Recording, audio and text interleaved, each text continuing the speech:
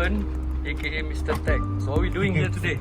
So basically we found our GA is not enough now after a few years running. So this will cause the alternator spoil easily and your electrical shutdown.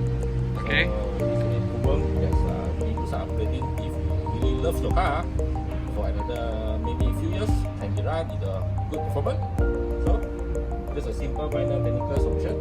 Just Which is upgrading grounding kits. for your engine performance better.